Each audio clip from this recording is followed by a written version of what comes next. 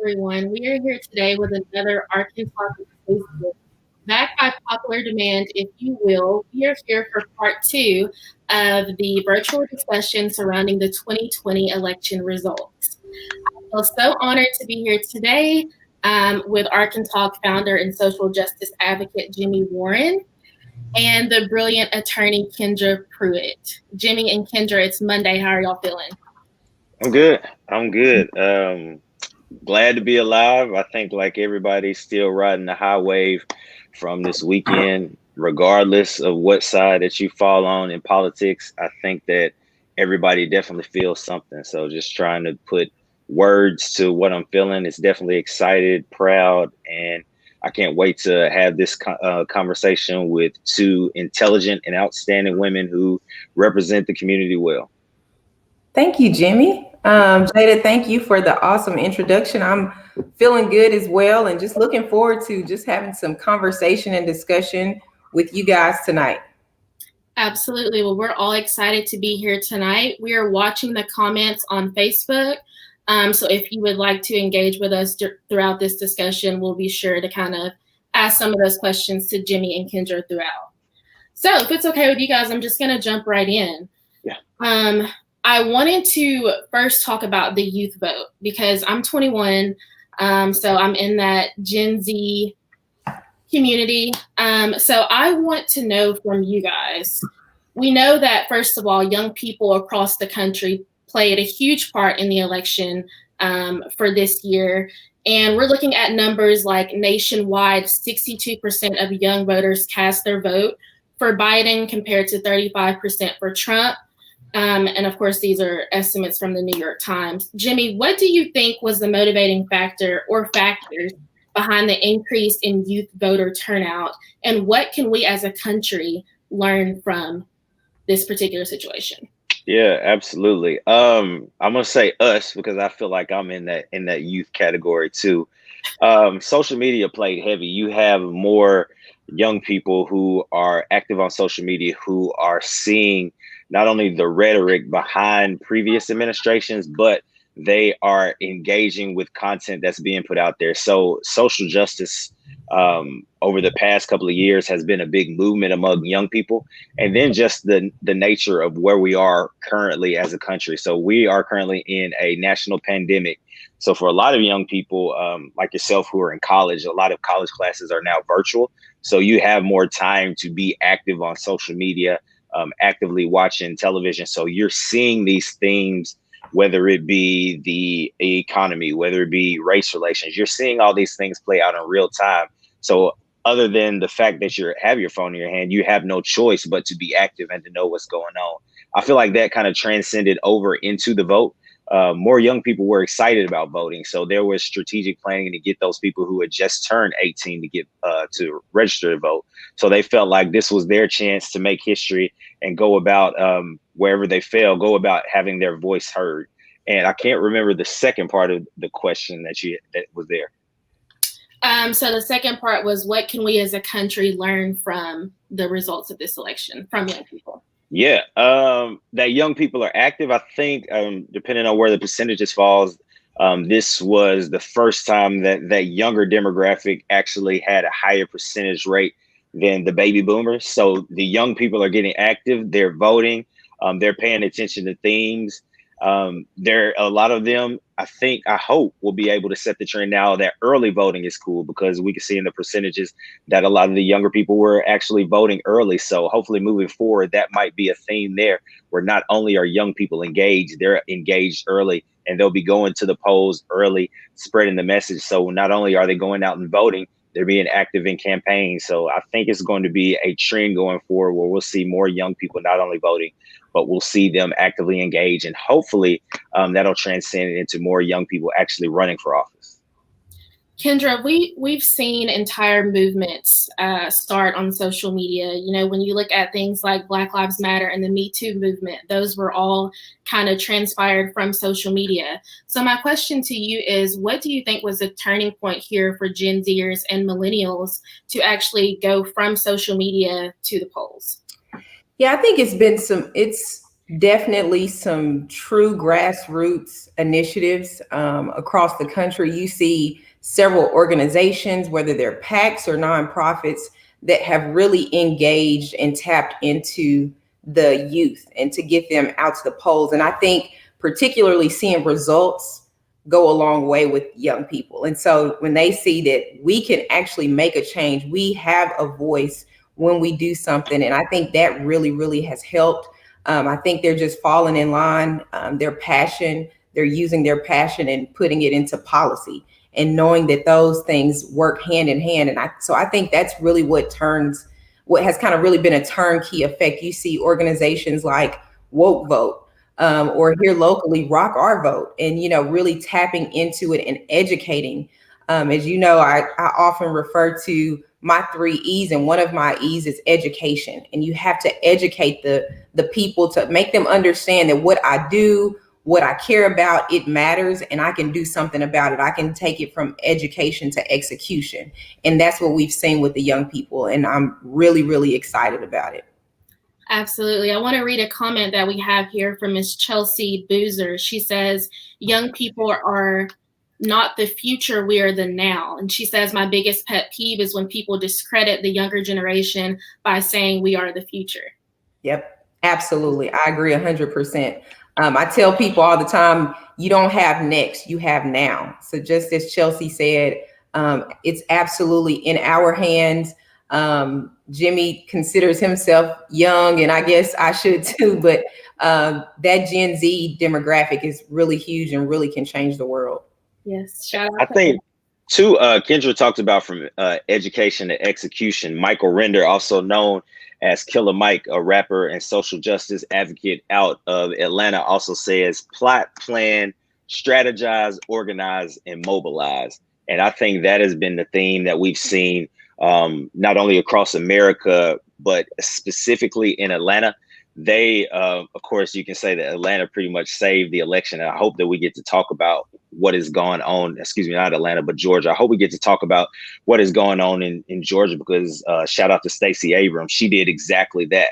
And I hope we get to talk about that question. But as far as mobilizing people and having a strategy behind it, this younger generation that we all consist of has been doing that and executing it well.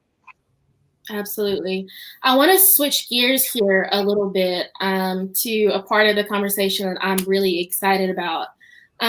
So just to give a little bit of background information here, Taylor Crumpton of the Washington Post released an article this past Saturday with the headline, Black Women Save the Democrats, Don't Make Us Do It Again. And so, we know for this election cycle, not only did 91% of Black women vote for Democratic presidential nominee Joe Biden, but Black women have been on the front lines of this year's election, working to ensure that all voices are heard. And, we can trace this kind of engagement from Black women back to the 2016 presidential election. We can trace it back to the Senate special election in Alabama in 2017, the 2018 midterm elections. I mean, the list goes on and on. So, Kendra, I'd like to hear a response from you as a Black woman on your thoughts regarding the notion that Black women are the backbone of the Democratic Party. And if possible, provide some insight there as to why that statement may be true. Whew, such a good question. Jada, I just wholeheartedly believe it's true. I mean, just plain and simple, Black women have continuously saved not only our country, our democracy, and they continue to do it.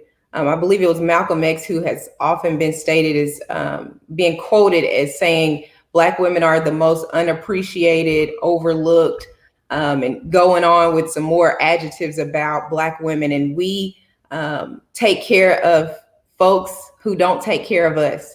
And it's been just amazing to see how we show up irrespective of the results, irrespective of appreciation or a pat on the back or a shout out. And so this is not new to Black women.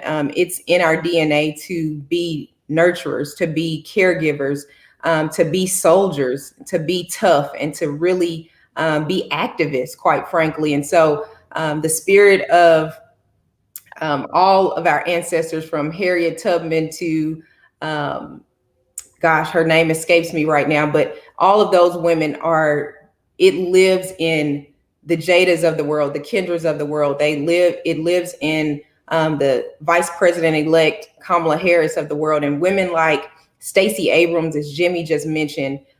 She is the queen of this election cycle. And I really, really just think it's a life lesson to turn your losses into purpose and to really allow that to fuel yourself and your dreams and your initiatives.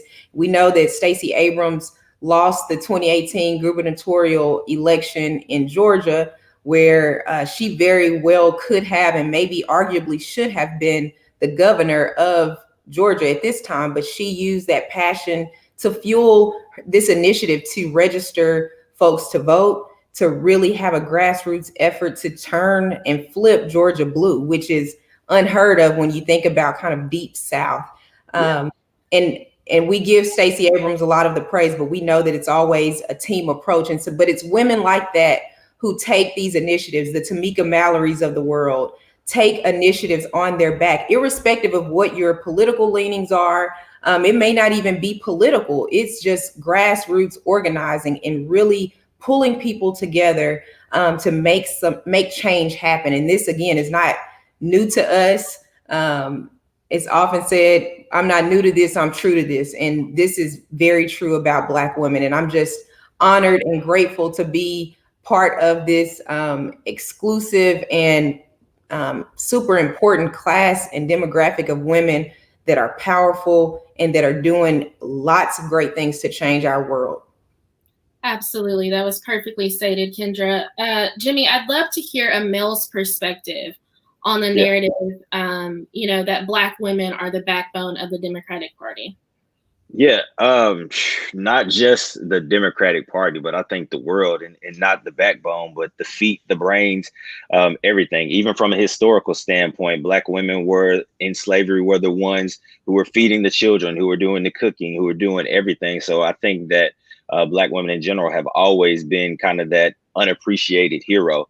But as I talked about earlier with Stacey Abrams, even reflecting back on the civil rights movement, Black women have always been there. They've always been the ones who have not only been on the front lines that got overshadowed, but they were the ones that were even at the homes preparing the voter signs, still helping people register to vote. They were always a part of the movement. I think the kind of the double-edged sword where we are is, why did it take so long for them to be appreciated? But back to the specific part of the question, we knew early on that Black women were going to play a significant role in this election. So much so when President-elect Joe Biden came to South Carolina, nobody expected him to pull out to where he was now, but it was because of the Black vote and Black women specifically that pushed him to the forefront of where he is. And that was just by the word of mouth. That was by them registering people to vote. That was by them kind of uplifting him. And then from there, he just caught a wave once he got Vice President-elect Kamala Harris. The AKAs, they are kind of the unsung heroes of this election, because had it not been for that prestigious amount of women that were voting there, the AKAs have been heavily involved in elections before, because what they do is, when it comes to voter registration drives, when it comes to hosting panels on politics, they have already been in the mix. So that voice and sounding body was able to reach out to larger groups, reach out across the aisles. They basically did some of the hard work in getting people to the polls. So I think Black women as a whole have always been there, have always been working. I'm glad that they're getting the recognition that they are now, but it's long overdue. Black girl magic has always been there. And as a father of two Black daughters, as a husband of a Black wife, I can full-fledged testify that anytime you want something done better, you give it to a Black woman. Jimmy, you mentioned being a father of two young Black girls and, a husband to a Black woman. Walk me through how it felt to watch Vice President-elect Kamala Harris's victory speech. Yeah. not even the victory speech. I think just the moment, right, where we see the Instagram clip of her, where she looks like she's just got done jogging, and she tells Joe Biden that he did it. I think it's just one of those moments where, it's up there. It's that moment where you see, in 2008 with Barack and Michelle and Sasha and Malaya hugging each other. It's the moment where you see Martin Luther King delivering the "I Have a Dream" speech. It's those type of moments that are prestigious in Black history that will forever be embedded not only in your mind but in your heart. My youngest daughter was heavily just over involved in this election, just watching it, wanting to know what's going on. I think both of them saw small pieces of Kamala within themselves. Not just from being a Black woman, but someone with a unique name. So Amaya and Olivia isn't your ordinary Susan, Ashley, or Sally, but this is the first time that we've seen someone with a unique name. So even that, we know that Black women tend to have struggles where people don't pronounce their name right, whether intentional or just because they can't. So that's something too that stood out, to have somebody that looks like them that's wearing Chucks, to have somebody that looks like them that listens to Tupac, to have somebody that looks like them that can relate to the struggles of going to an HBCU.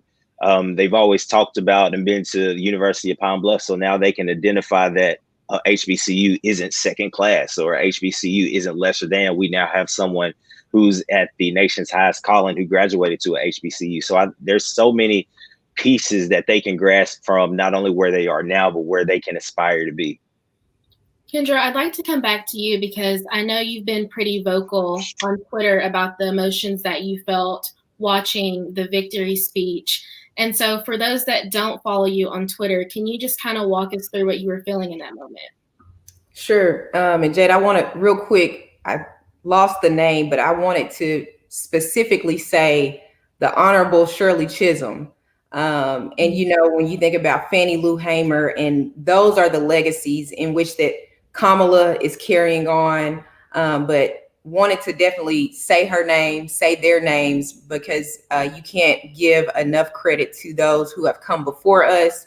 And so Tamika Atkins, Simone Sanders, Latasha Brown, Deborah Scott, of course, Stacey Abrams, who we've mentioned, those are some of the Black women who have carried us to this point, that are organizing, that are in the streets day in and day out, doing the work that we're seeing manifested here now and today. So Kamala could run because Ruby Bridges was able to go to school when she did there in New Orleans, because Rosa Parks said, I think there's been a lot of memes out there. Rosa said so Ruby could walk, so Kamala could run. And so it's really a legacy of individuals and Black women. So I wanted to definitely give that shout out before moving to this question. Thank you for mentioning my very active Twitter feed over the weekend. Shameless plug, you guys can follow me at Kendra K. Pruitt on social media platforms. But it was in real time, Jada. When we got the announcement on Saturday morning, it was an instant sense of relief. And it's really sad that I felt that way. And it's not unique to me. Many people that I've talked to, many of my friends, family, were truly rejoicing about the results of the election. And I've gotten into plenty of social media arguments over the last couple of weeks. And some people are privileged enough to say it doesn't matter that much. And that I had to stop and tell people it does to someone. And for you to be able to say that shows your privilege, because you don't have rights that are on the ballot. Your rights aren't going to be stricken. Your ability to get a job, your ability to feed your family, things like that are not necessarily on the ballot for some people. But for people who look like us, for those who choose to love someone differently than maybe what the majority considers as the norm, those people have something on the ballot that they're voting for. They're not just voting for, oh, it's not a big deal, I'm just voting to vote. Their life is on the line in a lot of ways.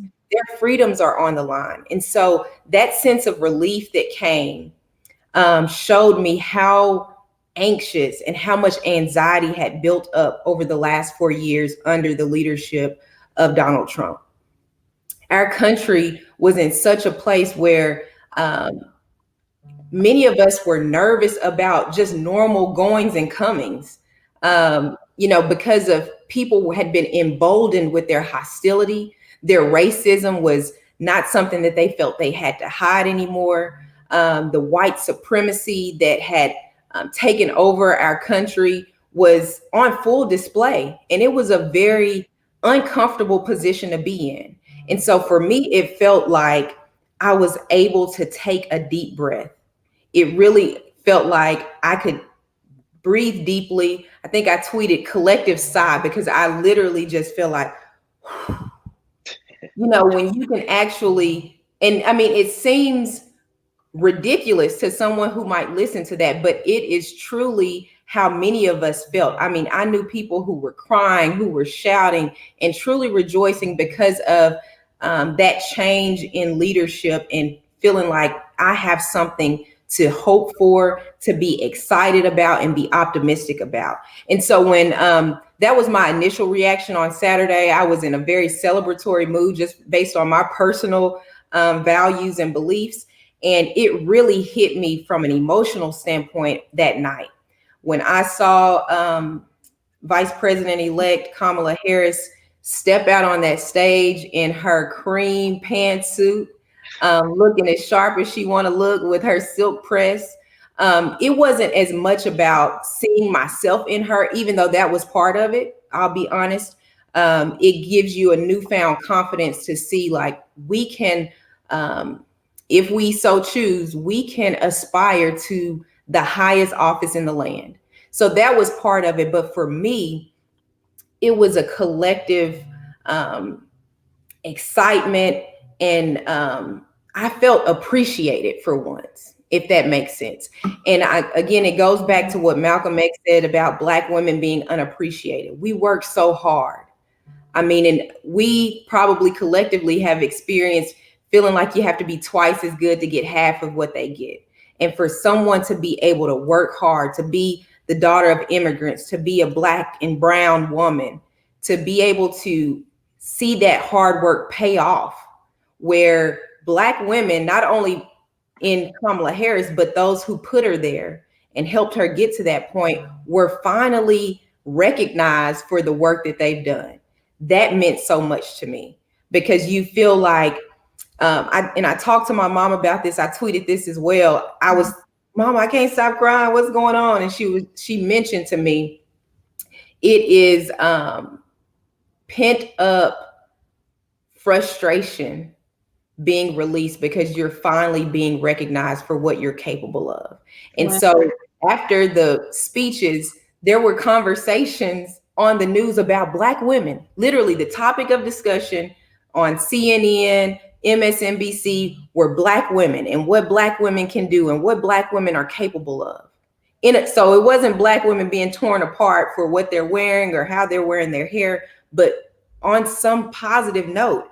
And that was so refreshing to me. And it seems very minor and minuscule, but it meant so much to me, because I felt like we are finally being seen after years and decades and centuries of being on the back burner, being behind the scenes, but being elevated to the front and being rewarded for what we all know we're capable of, but now the world knows. And so that is really what struck me, what really touched me, and continues to choke me up a little bit, because we are seen, we are valued, and we are appreciated, not just amongst our own circles, but for the world to see now. And I am just so grateful for that. Thank you for sharing that, Kendra. That was extremely powerful. Jimmy, as a Black male in America, and as someone who's responsible both for, your own safety and then the safety of your family, was there a sense of relief there for you as well? No, I don't think there was a sense of relief. If anything, I think that I was more on heightened alert. because leading up to the election, just everything that we had heard coming. And I'll be honest, I had taken the precautionary measures of having an emergency bag packed, making sure vehicles were filled with gas, making sure we had a plan or everything. So I don't think there was ever a point of relief. I think that the moment that we saw it actually happen, I think because let me rewind, because it didn't happen on Tuesday, I think that delay kind of allowed more calm to come in, because I'll be honest, Tuesday night, it was really nervous. You just didn't know what people were going to do. You didn't know what the reaction was. So I think because it took so long, it kind of allowed those high stress emotions to decrease a little bit. But even now, I want to make sure I'm careful with my words. I am baffled by the amount of ignorance that has come out, just because the ignorance and hypocrisy are the big two words that I see coming out, because ignorance, and the more I talk, I get these words: ignorance, hypocrisy, and privilege, right? So you were thankful for the electoral college in 2016. Now the electoral college is the worst ever.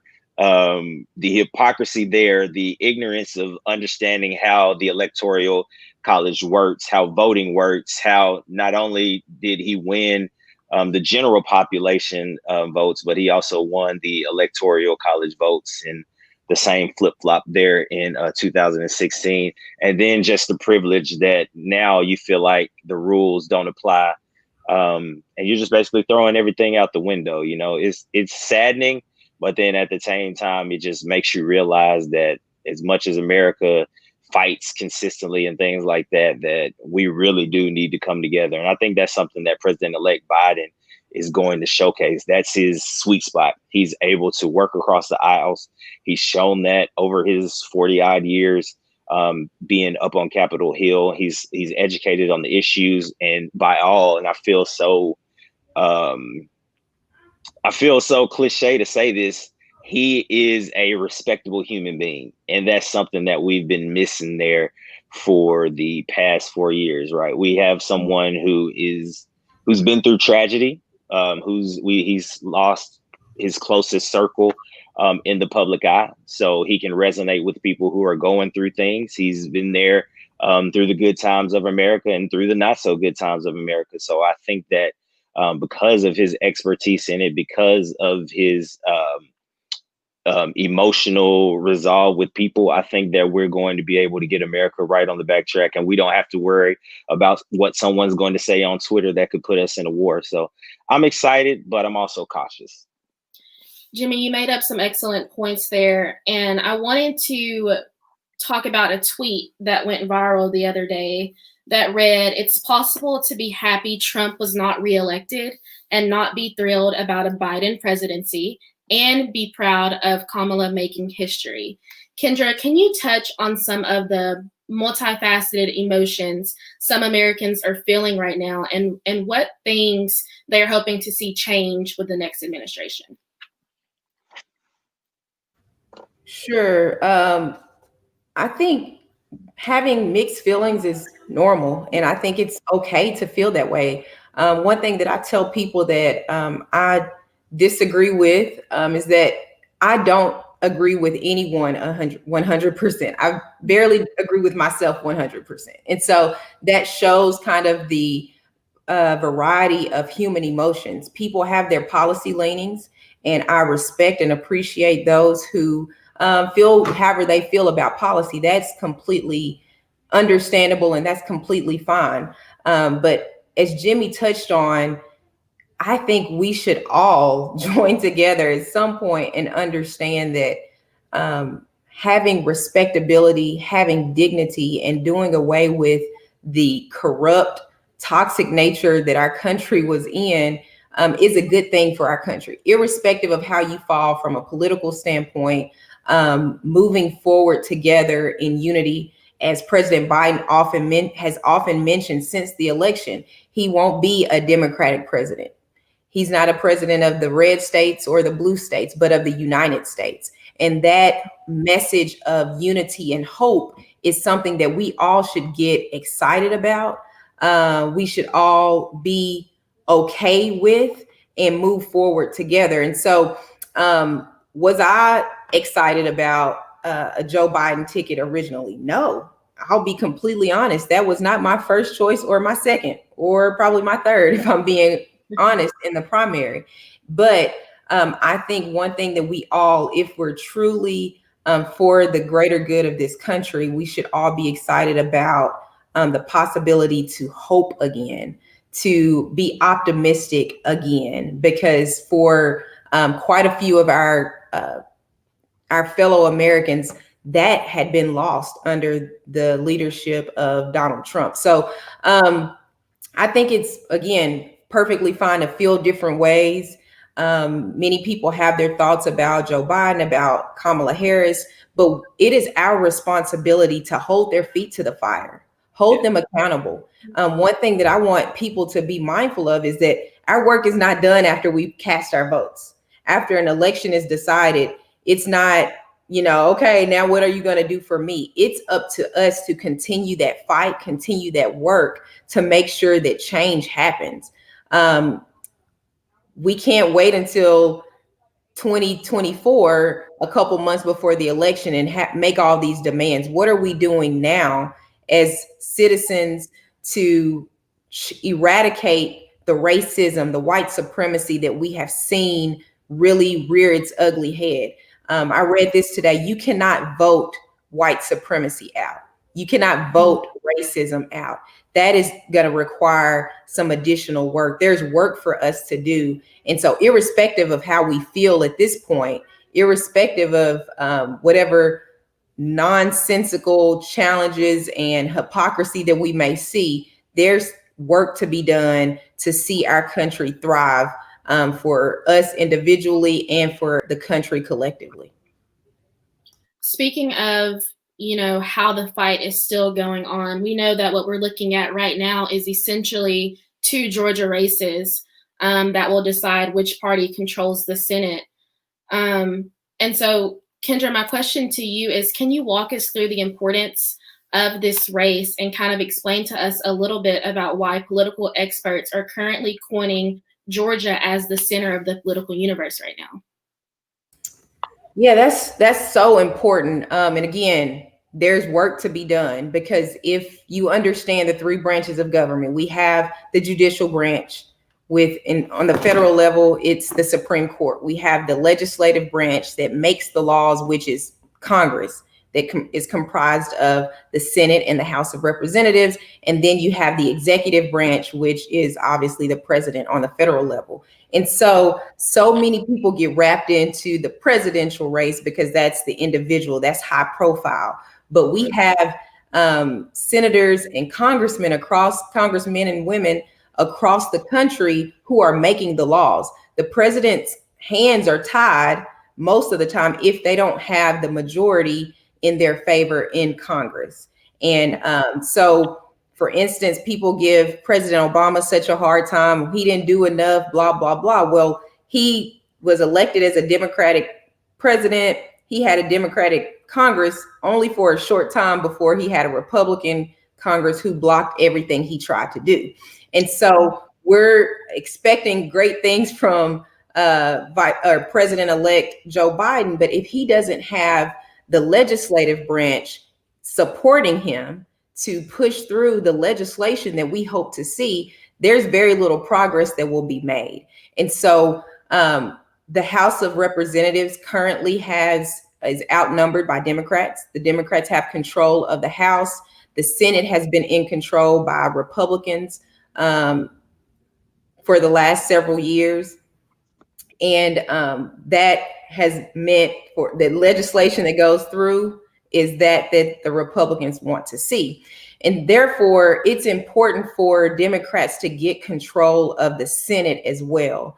And it's 100 senators, for those who don't know. We currently sit at 48 Democrats, currently 50 Republicans, but there are 2 seats that are currently held by Republicans that are going to a runoff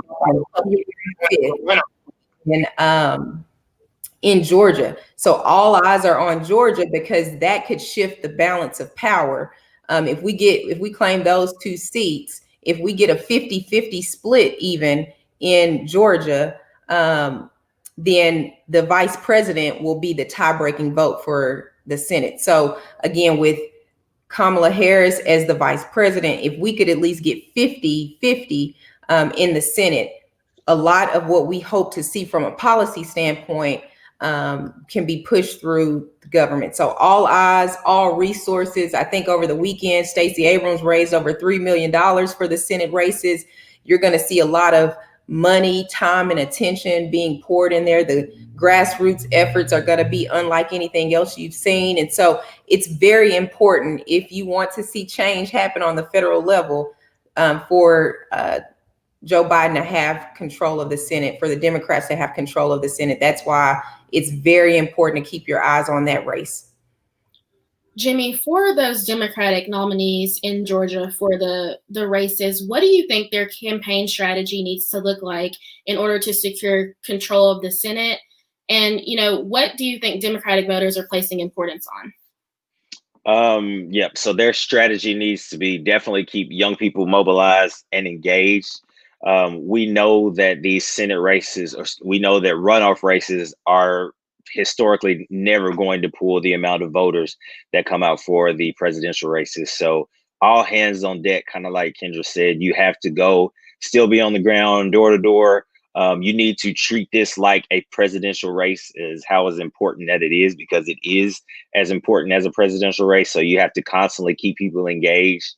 I say stick with that, or put a main focus on that younger crowd, encourage them to reach out to their moms and grandparents, make them feel empowered, because as much as they showed out in the first election, make sure that they do that and then bring someone else with them. That would be my ground strategy. Things that they'll be looking for. Number one, I think is going to be COVID. I think on any aisle, that's going to have to be the big thing that you have to get a handle on, because as much as it's a health pandemic, it cripples the education system, it cripples our economic development. So I think getting that under control should always be top priority, just for where we are now. After that, just healing the nation.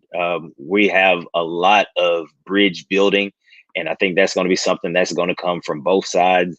I would hate to see the Democrats, because we have President-elect Joe Biden in, I would hate to see the Democrats feel like now that we have the upper hand, because I think some of that responsibility is going to lie on the Democrats to reach out and help repair things. So I think those will be my top 2 things that I think should happen. Working on that COVID relief package, whether that's stimulus, getting a hold on it as a pandemic, and then working on just repairing the nation. But as strategy point, we just got to continue to get everybody engaged. We have to treat this like a presidential election.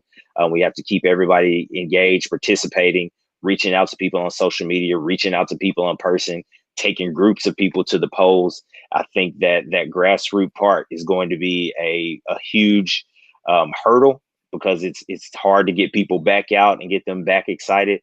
But whatever they did that first go around, I think they're just going to have to replicate that for this go around as well. Absolutely. As we wrap up here, I wanted to note that, no matter what your political views are, what we've seen in the past few days is history being made. And so, most of us know that the work is still far from over. So, Kendra, what are some things Americans should be prioritizing and focusing on right now?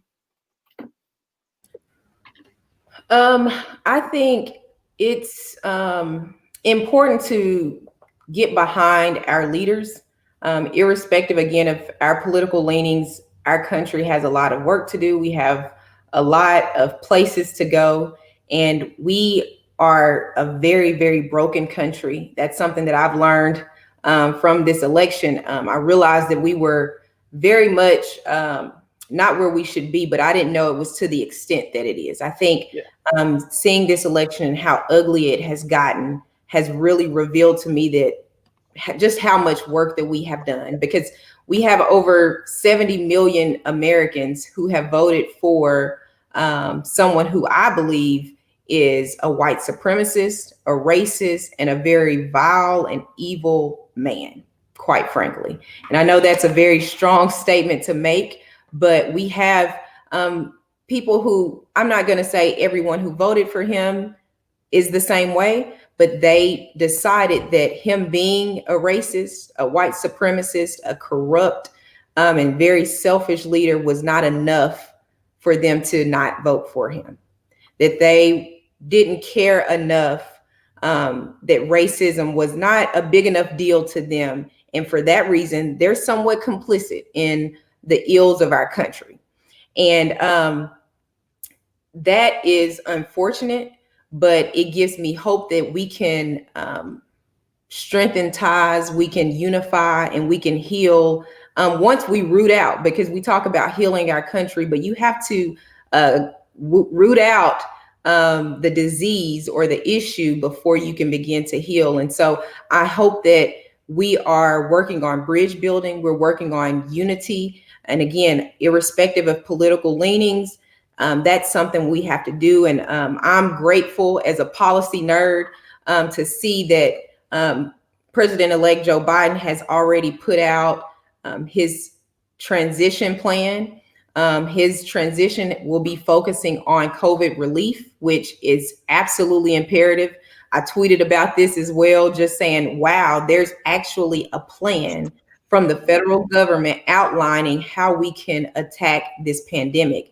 Instead of individuals putting it up on themselves to, I can't get around my grandparents and I have to keep my distance. We actually have a plan from the top leading this, our approach to really dealing with this pandemic, because as Jimmy mentioned, it's not only a public health matter, but it's an economic matter, it's an education matter. And so that's very important, I think, for him to do off top. And I think secondly,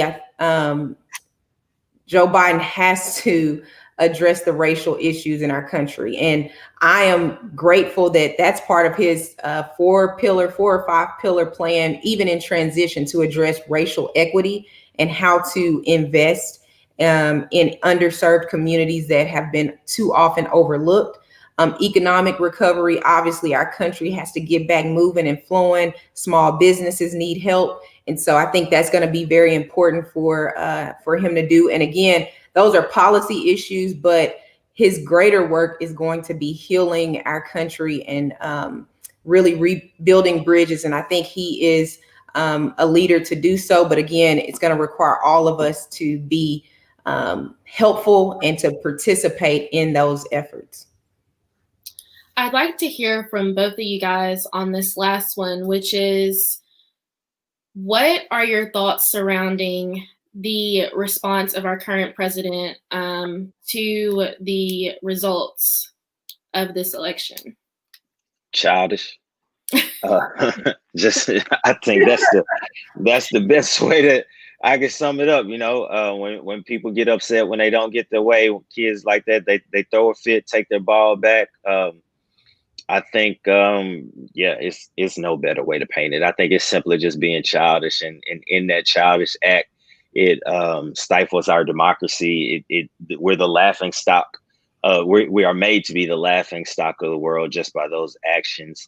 However, I believe in the legal process, and if there is an issue, he has every right to chase after those issues and address them. Should there be instances or voter fraud, he has the right and ability to chase after those. But from what we've seen, there's not what's my legal term, Kendra? A preponderance of evidence that would suggest that any form of voter fraud is enough to turn this election around. I think that every president that has come before him has respectfully conceded. For him to say that he's not going to concede, I mean, it just shows the character of what we currently have, and as I said earlier, the fact that it has rambled up the amount of ignorance that we have seen in social media, because people are enabling this behavior and saying that he's doing the right thing, is baffling. So childish, got to do better, makes us look bad. All those things and words come to mind. Kendra, what are your thoughts there? I completely agree with Jimmy. It's the hypocrisy for me. It is absolutely hypocritical for those who have, for years, decades, centuries, agreed with the process. They have fully expected the loser to trust the democracy and how it plays out. And for them to challenge it at this point simply because they don't want their preferred choice to lose is absolutely mind-boggling to me. It's very unfortunate that the integrity of our democracy, the integrity of our voting processes are being challenged now, when this has been the process for, again, centuries, since the beginning of our voting time. And so it's just really unfortunate. It's literally putting people's lives at risk when there are people who are being supported and incited, if you will, to challenge our process. It's very dangerous. It sets a very bad precedent. And I am very disappointed, not necessarily in Donald Trump. It's not that surprising from him, quite honestly. He kind of told us from the beginning that he would do this, but it's very disappointing that other leaders who maybe I don't agree with politically on every aspect, but that I thought to be respectable individuals, for them not to just maintain the integrity of our democracy. This voting and the voting processes are literally the backbone of what we do in this country. We have the right to vote. We trust the laws that are in place from a state law perspective on how they're counted, how they're recorded. And to challenge that now is just a very dangerous place. And I'm afraid for where our country is going. As a lawyer, I completely understand and appreciate and respect the court processes. If there are legal challenges, they should be handled in court. They should be handled appropriately. Many of those court cases have been thrown out because there's no basis. I've not seen a shred of evidence beyond conspiracy theories on social media that suggest that there is truly instances of voter fraud that would turn this election around. And I want to, just for our listeners, I want to give a little context here. In 2000, I remember being in like the 6th grade, watching the Bush-Gore legal battle and who's going to win that election. It came down to the state of Florida, and I believe President Bush's lead over Gore in Florida was 500-ish votes, 537 if I remember correctly. 537 votes. So absolutely do a recount. Absolutely check that out to make sure that every vote was counted, and that whoever win that state is to win that state wins the election. That's very important. But what we currently have is President-elect Biden's lead over Donald Trump in Georgia is over 10,000 votes. In Arizona, it's over 17,000 votes.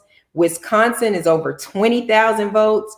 Michigan was 140,000 votes. Pennsylvania, 40,000 votes.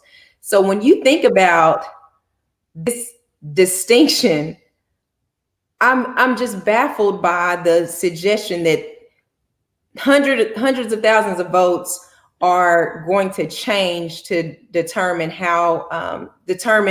that Donald Trump should really win this election. It's absurd, and more people need to stand by the Constitution that they so proudly represent when it's convenient for them, and to trust our election process. And let's move forward together with a concession and a transition of power that is appropriate and that's respectful of the dignity of our country.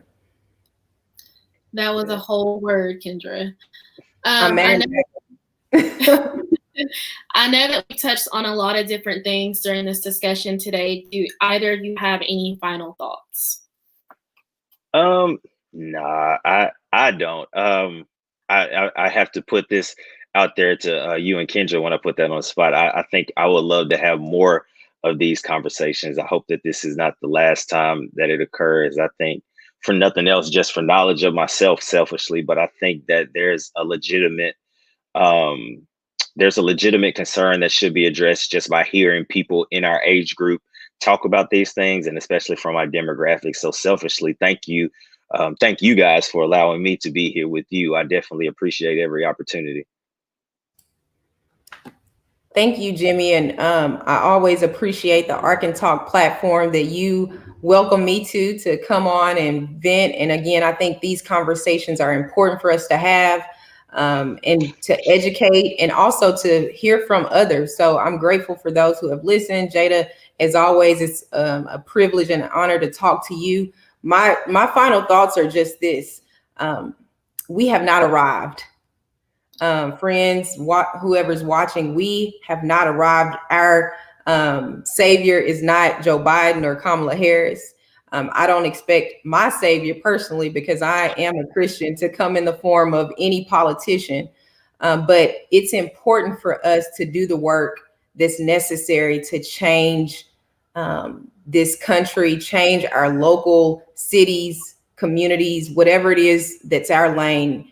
It's incumbent upon us to do that work. And so we have to be the change that we want to see. This election has taught us a lot about ourselves. I hope it has taught us a lot about our country, and the sense of worth that others may have in us. But it's really imperative that we find a place to be involved and engaged, to really make a difference and be the change that we want to see. Again, we don't have to agree politically. We don't have to agree on policy and things of that sort. We can agree to disagree on most things, but one thing that I cannot agree to disagree is, as long as that disagreement is not rooted in my oppression, or rooted in your privilege or supremacy. That's something that we just cannot get with or be okay with. So again, I hope that there's peace to come. I hope there's healing to come from all of this. I am available to talk at any time. I would love to just understand a lot of the opposition's their understanding and their rationale for what they believe is true and what's right. But again, I'm just grateful for the opportunity to talk and look forward to future conversations. Thank you guys so much. Thank you so much, Jenny and Kendra, for allowing me to moderate the discussion today. And I know that I speak for all of us when I say we look forward to the change and healing of our nation. Have a great evening, everyone.